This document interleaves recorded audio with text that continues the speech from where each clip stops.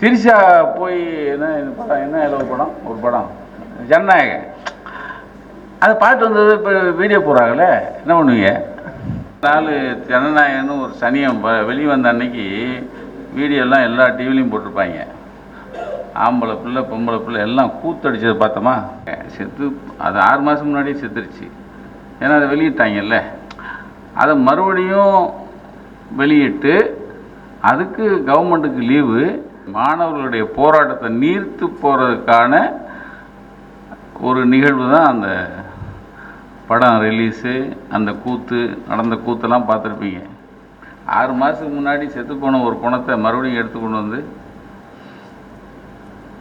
திரையிட்டு அதை கொண்டாடினாங்க பாருங்கள். செத்து அது 6 மாதம் முன்னாடியே செத்துருச்சு. ஏன்னா அதை வெளியிட்டாங்கல்ல. அதை மறுபடியும் வெளியிட்டு அதுக்கு கவர்மெண்ட்டுக்கு லீவு, எல்லோரும் கூத்தடிச்சாங்க. அதெல்லாம் நம்ம பார்த்தோம். அது ஏன் அப்படின்னா, நம்ம எல்லாம் நினைக்கிறோம் டிவி பூரா இன்னும் நடிக்கிறாங்க அப்படின்னு. உண்மையிலே என் தம்பி சூர்யா சொன்ன மாதிரி பிஜேபி என்ன நினைக்குதோ அதை சரியாக செஞ்சுருக்காங்க. இந்த மாணவர்களுடைய போராட்டத்தை நீர்த்து போகிறதுக்கான ஒரு நிகழ்வு தான் அந்த படம் ரிலீஸு. அந்த கூத்து நடந்த கூத்தெல்லாம் பார்த்துருப்பீங்க. அழுது கூத்து, போன கூத்து, வந்த கூத்து. வெட்கப்படுறோம் உண்மையிலேயே. நான் ரொம்ப நாளாக சொல்லிக்கிட்டே இருந்தேன். இப்போ தம்பி சொன்னார்ல, துப்புரவு பணியாளர்களை வர வச்சு பேசுனதுக்கு நம்ம ஒரு டேக் பண்ணியிருக்கலாம் அப்படின்னு. சாரி தம்பி, அவங்க பேசும்போது குறுக்கிட்டேன். நான் சொல்லிக்கிட்டே இருக்கேன், அவன் மேலே ஒரு எஃப்ஐஆரை போடுங்கன்னு.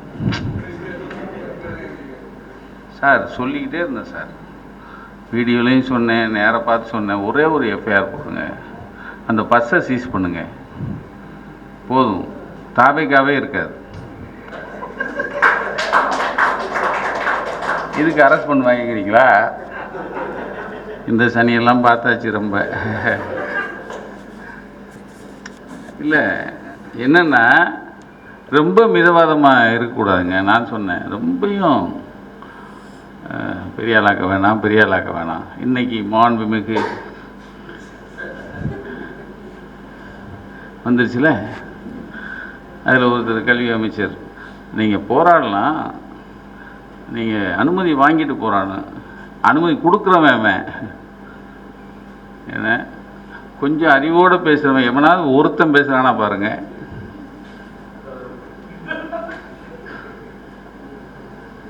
என்ன சொன்னார்? என்ன இல்லை அதாவது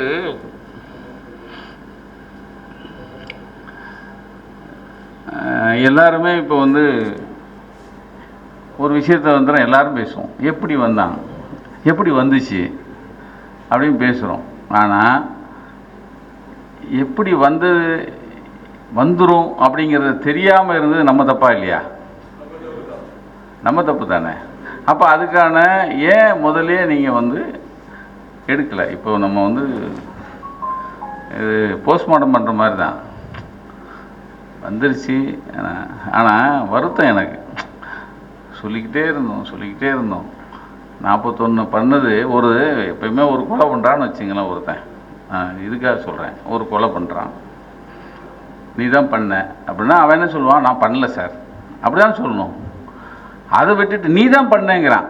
அது பண்ணவனே நீ தான் பண்ண அப்படிங்கிறான். அப்போது நீ தான் பண்ணேன்னு ஒருத்தர் கையை நிட்டுனாங்கல்ல, அவங்க நான் பண்ணலைன்னா சொல்லணும்ல. சொல்ல சார், இந்த கொடுமை எங்கே போய் சொல்ல? அதில் தான் இப்போ வந்துக்கிட்டு நம்மளை குத்துது குடையுது. இப்போ நம்ம சொல்கிறோம் குத்துது குடையுது, ஏன்னா ஜனநாயகம் இல்லை. பத்திரிகையாளரை கைது பண்ணுற, இப்போ விஜயனை கைது பண்ணியாச்சு. கைது பண்ண விஜய் இன்னும் பேசலை. ஏன் பயமா? இல்லை, எங்கள் அக்காட்ட தான் கேட்டேன். அவங்க கூட தான் 10 வருஷம் வேலை பார்த்தாங்கல்ல. இல்லை, அவர் பேச மாட்டார். நம்ம ஏன் வலிஞ்சு அடிக்கிறோன்னா, நாளைக்கு நம்ம வீட்டுக்கு வந்துடக்கூடாதுன்னு தான். ஏன்னா அந்த பையனை, அந்த தம்பியை 12 மணி வரைக்கும் விசாரிக்கிறாங்க நைட்டு.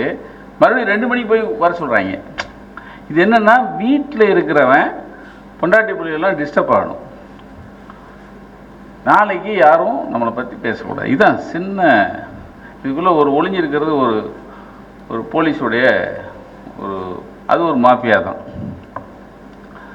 இப்போ அந்த தம்பியை சார்ந்த ஊடகம் திரிஷா போய் என்ன ஒரு படம் ஜனநாயகன் அதை பார்த்து வந்தது. இப்போ வீடியோ போடுறாங்களே, என்ன பண்ணுவீங்க? திரிஷாவும் அவங்க அம்மாவும் ஏமா பார்த்தது தாங்க சொல்கிறேன், நான் வந்து தப்பாக ஒன்றும் சொல்லலை. பார்த்தாத வீடியோ போடுறாங்களே உங்களுக்கு. இப்போ நீங்கள் நான் அந்த டிவிக்கு எதிராக பேசுகிறேன். இதுக்குள்ளே தான் வாழ்கிறோம், இதுக்குள்ளே தான் நம்ம கரையேறணும். ஆனால் 5 வருஷம் போகணும். அவன் கையை கடிச்சிக்கிட்டு இன்றைக்கி ஒருத்தர் வந்தார். ஆனால் இப்போ மக்கள்கிட்ட கொஞ்சம் போயிருக்கு. முந்தா நாள் ஜனநாயகன்னு ஒரு சனியம் வெளியே வந்த அன்னைக்கு வீடியோலாம் எல்லா டிவிலையும் போட்டிருப்பாங்க. ஆம்பளை பிள்ளை பொம்பளை பிள்ளை எல்லாம் கூத்தடிச்சது பார்த்தோமா? அப்புறம் எங்கே உள்ள மக்கள் திருந்திட்டாங்க. இன்னமும் கையை காலை கடிச்சிக்கணும். அதில் சொல்கிறான் ஒருத்தன், ஒரு எங்கள் என்ன சொல்லுவாங்க, தளபதி சொன்னாங்களே, ஏதோ தலைவிதி கடைசியாக நடித்தது அழுதுக்கு சொல்கிறான். இனிமேல் அவர் நடிக்க போகிறத நான் பார்க்க போகிறது. டேய், அவன் நடிச்சுட்டு தாண்டா இருக்கான் இன்னைக்கு வரைக்கும்.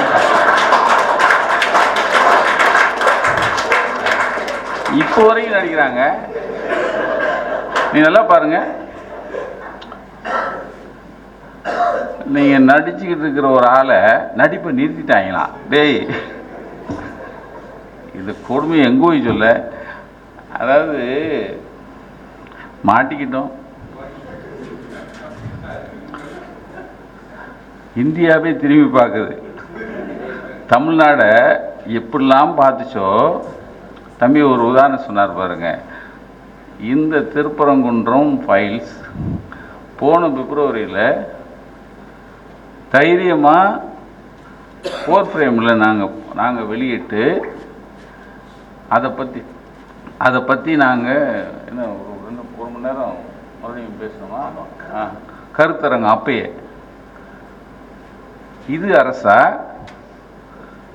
எனக்கு நான் இப்போ தம்பி வந்தோன்னா அன்னைக்கு